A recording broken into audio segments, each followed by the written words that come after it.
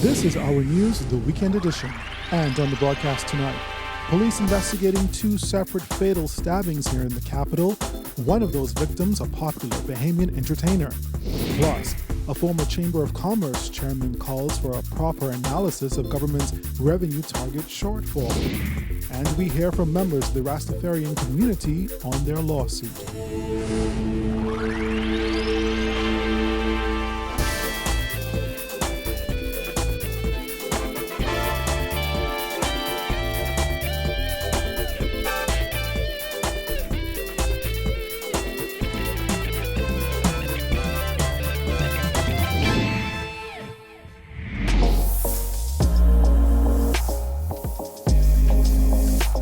Our news is brought to you by Alive.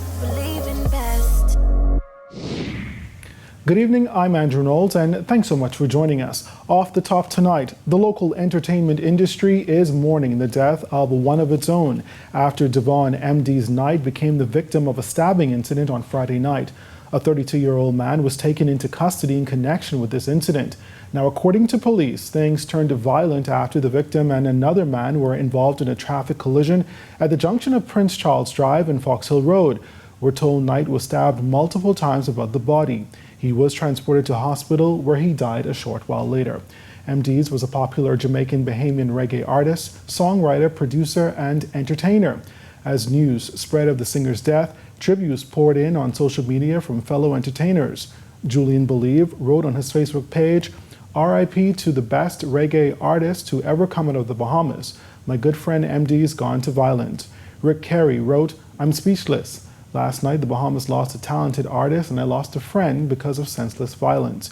He called MD's a creator and was always in creative mode and lit up a room with his presence. Producer Sketch Carey labeled MD's as an inspiration, an amazing artist, performer, and songwriter, a musical genius. MD's was named Male Artist of the Year during the Elevation Awards earlier this year. He was also a Bahamian Icon Award nominee. Well, only hours later, a second man suffered a similar fate in a separate incident in Pinewood Gardens. Police say the victim was walking on Rosewood Street when he was approached by a man and stabbed multiple times. He was transported to hospital where he died. Police have a 28-year-old Pinewood resident in custody assisting with this investigation. Meantime, one man is fighting for his life in hospital, the victim of a shooting incident last night. Police say a man was walking on Malvern Road in Yellowwalla Gardens shortly after 7 p.m. when he was approached by an armed man. The gunman opened fire in his direction, shooting him about the body and then fled. The injured man was then transported to hospital, where at last report he was listed in serious condition. In other news this evening, a former Chamber of Commerce chairman, Gowan Bowe, said the budget communication has been far from exciting and seemed to be steady overall. He's also calling for there to be a proper analysis of government's revenue target shortfall. With more, here's Giorgio Bain. Chairman of the Clearing Banks Association, Gowan Bowe, said a deeper explanation is needed from the government on why it won't hit its revenue target for the 2018-2019 fiscal year. Since the government has only collected 63.7% of its $2.6 billion revenue projection for this fiscal year up to the end of the third quarter, Bowe questioned how the numbers are going to play out in the bright economic future the government has been speaking about.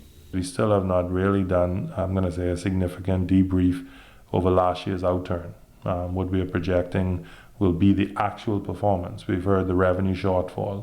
We've heard that that will be offset by some expenditure gains in terms of reduction in expenditure. But we really should be analyzing that, because that's the only way.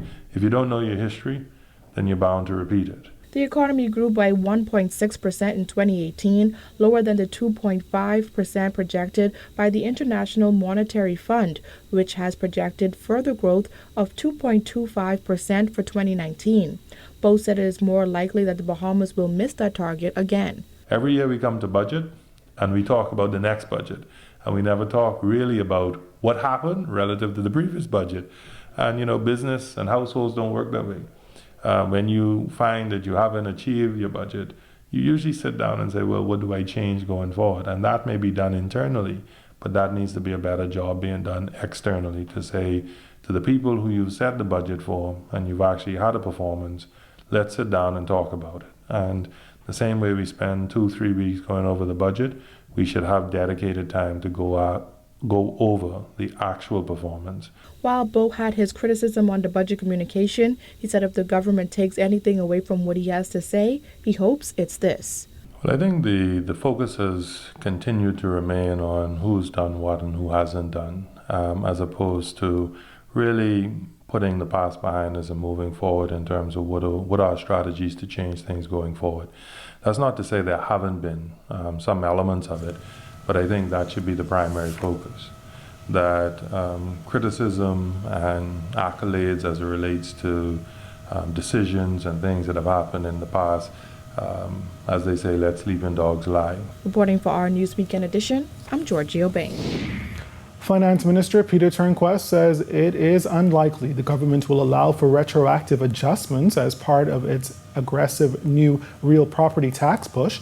However, he added that a decision has not yet been made.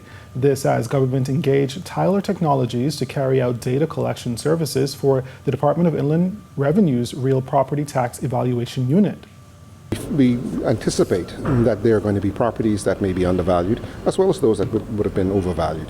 We will adjust the rates or the assessed values accordingly, and that'll be the rate going forward. If you're asking me about retrospective adjustments, I can't see that. Taxes are not usually retrospectively adjusted, but again, I guess we cross that bridge when we come to it. Now, as for the millions being pumped out for this exercise, Turnquest says training will happen simultaneously, so foreign consultants no longer have to be brought in to do the work. The whole idea, the project is, as I said, about $7 million. It is going to engage about 45 Bahamians to conduct the surveys and the analysis. We're going to be training them in that process so that we do not have to bring in these foreign contractors again. And then we're going to expand out to the Family Islands to ensure that we have a sound database throughout the country. So that's the investment that we're making. Shifting to other news, members of the Ethiopia-Africa Black International Congress, a Rastafarian group, are gearing up for a legal battle with the government of its members' rights to legally use cannabis. Cannabis is the sacrament of choice for the Rastafarian religion. Royal Ambassador of the Ethiopia-Africa Black International Congress, Priest Rithman McKinney, explained why the group waited until 2019 to proceed with legal action. For a very long time, from the early 80s, we was agitating for our rights concerning our sacrament. Also in the 90s, we spoke in the Senate about it before. We talked to various governor generals about our sacrament rights. We talked to Commissioner of Police also concerning our rights. And we come to understand that it's always on the box for us. It's our God-given rights to United Nations as a church to be able to use our sacrament. McKinney was pressed on why a lawsuit wasn't brought at an earlier date. Sometimes nothing before its time, and we had the opportunity to do it before, and after we see what takes place in Jamaica for the last 2 years, 3 years, and then our Prime Minister went to Jamaica for CARICOM meeting, and he said when he come back, he can give a statement on what his finding and what in this discussion, but we never hear anything. And after that, they set up the Marijuana Commission, and the church decided that even before the commission was set up, when we get the information from Jamaica, from our headquarters, that we want to have that same right here. So it's just the time, but nothing to do with the commission. It's just the time we be able to get a legal representation. Well, one former member of parliament says medical marijuana legalization is a no-brainer. Former Marco City MP Greg Moss says considering that other substances are regulated, so should marijuana. We shouldn't even be discussing whether we would allow the medicinal use of marijuana. We allow the medicinal use of cocaine. We just call it codeine when we allow it. But the proven medicinal use of all pharmacological products should be allowed in our country, subject to the usual requirements for prescriptions and doctors' due diligence and the rest of it. That shouldn't even be an issue. The real question in our country is, what about the recreational use of marijuana? Former Prime Minister Hubert Ingraham recently told the Nassau Guardian that he supports the legalization of medical marijuana. He also added that, quote, too many young people are getting criminal records for small quantities of marijuana, and we have to be able to come to sense with that. Moss says a recreational use is a topic that has been missing from the wider discussion. That's a question that everyone wants to avoid. I come to that question from a fundamental right position as an attorney, that you have no right to tell me what I can use and what I cannot use. You can regulate it and say that this is only to be used by adults, this is to be used in this fashion and so on. And so I actually am a proponent of the recreational use of marijuana. I don't personally use marijuana, but I'm a proponent for it from a fundamental constitutional right position. Well, still ahead tonight, the tourism minister meets with Hotel Union. Details of that story and more when our news, the Weekend Edition, returns.